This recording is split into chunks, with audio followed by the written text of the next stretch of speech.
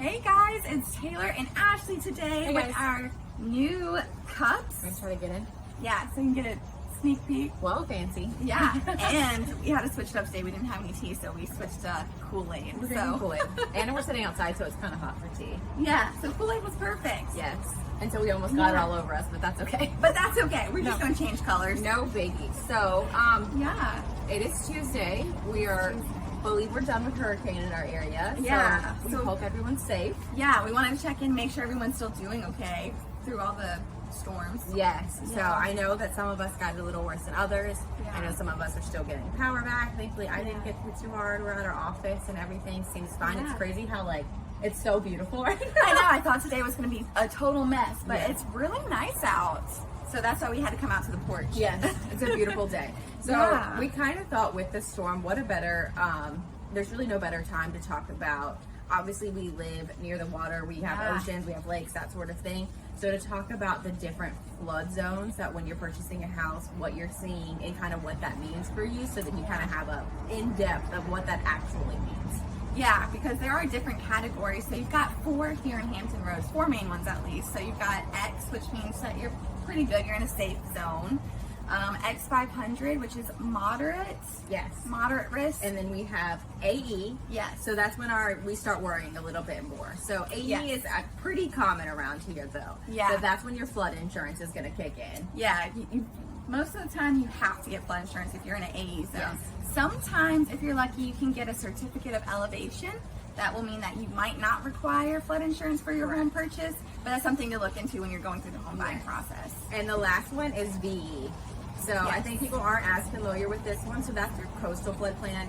So you're a lot closer to the water. So that's going to be like our sand bridge areas that are going to be worrying about your Yeah. VE flood zone. Like right there on the ocean. So Yeah. that's not as common in like Chesapeake areas or Suffolk, but it is Yeah. going to be in your major waterways. Correct. Yeah. So like Taylor was saying, so we do have elevation certificates that can help kind of reduce your flood insurance policies, like that sort of thing for the actual amount of money that you're putting in. And there's also, I think we see it a lot because we have so much water here. So like even like right behind us, we obviously have water that's directly behind us. Everywhere. But our structure is up a little bit. Right, we're on a bit of a hill, so that makes a big difference. Correct. And if it is something that you're worried about and you are going through the home buying process and you're like, well, how the heck do I even know where the flood zones are? You can actually go to FEMA.gov and pull up flood maps, and that will show you exactly where all the lines are. So if you're looking at a particular property, you can actually type in that property's address, and FEMA will show you if it's in a flood zone or not. Yes, they will. Yeah. So, and keep in mind too, so unfortunately just a lot of our properties do have flood insurance. So it's It's kind part of living in Hampton Roads. Yeah, I mean, we live at the beach, guys. Like, that's Yeah. just part of it. Yeah. So keep in mind when, so don't get scared away altogether. Yeah. So a lot of time flood insurances, they are not like, I think people get carried away and they're thinking thousands and thousands of dollars. Obviously they can be if you're living really close to the water.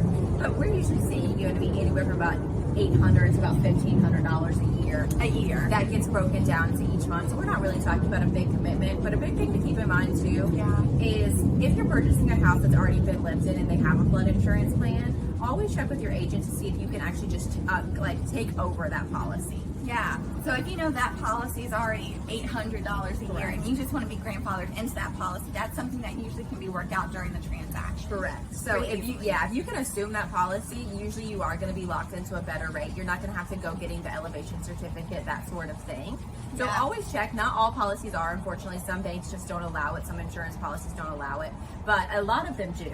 Yeah. I've had a lot of clients kind of take over that policy just because we were able to get them a better rate that way. Yeah, and as long as the loan officer or the insurance company can actually take a look at that policy to confirm that it matches all of their necessary items, then usually it's fine. But Correct. definitely partner with your real estate agent, your lender, and your insurance company to make sure that you're covered and what kind of insurance you might be looking at. Correct. And that As applies you for go. homeowners insurance too. So this Right. is a good time that we really need to think that I think when purchasing a home, you're just trying to lock in like the lowest rate you can. Make sure you're covered. We are Yeah. in an area that, hurricanes happen, storms happen. We know tornadoes went through Suffolk last night. Yes. You need to make sure that you're covered and that you're protecting your family. Yeah, because at the end of the day, your home is your biggest purchase that you probably will make in your lifetime. Maybe Correct. even if you buy a few homes, that's still a large purchase. Most people don't spend that kind of money. $200,000, $250,000 that often. So when you're purchasing something like that, it's an investment. And it's something that you want to make sure that is still standing in 10 years, 15 years, 20 years, because this is the place you're growing, this is the place you're raising your family, so you want to make sure that it can handle everything and you have all of the securities there in place for any storms or anything that might happen. Yeah. Thankfully, we all know that this one really wasn't that bad. We've been Thank through goodness. things in Hampton Roads that have been devastating. Right. So just making sure that you understand the policies, understanding how it works, making sure your family is prepared. And I think the last thing we wanted to touch on today is during these times, it's so important that you kind of practice those safety procedures with your family. Exactly, because we actually are zoned in different areas. So if a flood evacuation were to happen, it does sometimes, It does. depending on the storm that's coming in. There are different neighborhoods that are designated at different letters. Yes. Essentially.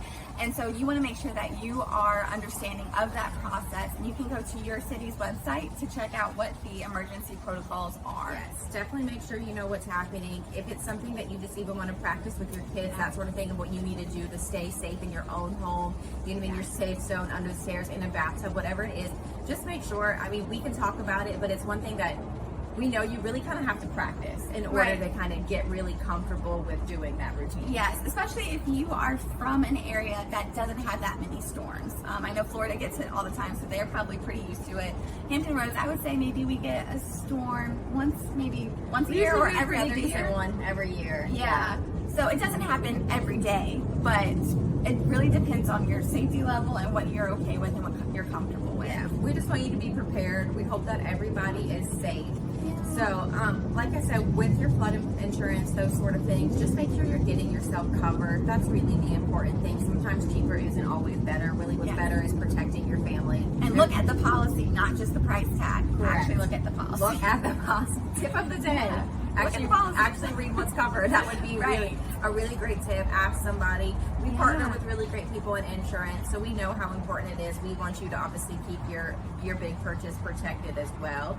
Yeah. So, but everyone, we're glad you're safe. Yes. We are safe. We hope that if you did have any damage, it's a quick fix. We hope nothing is too serious. Hopefully this is our last storm of the year. I know this season could kind of just be starting, but we're just going to send positive vibes. Yeah, and That if this is it. Exactly. And if you do have questions or you're really concerned about a certain part of your flood insurance or your policy, reach out to Ashley and I. We can at least try to answer your question, and if not, we'll at least send you in the right direction to find someone who can. Correct. So, happy Tuesday, everyone. Stay safe. Be careful. Have some Kool-Aid. or tea, whatever. Or tea. Yeah, whatever works for you guys. But we will see you next week, and we hope everyone has a great week. Bye, guys. Bye, guys.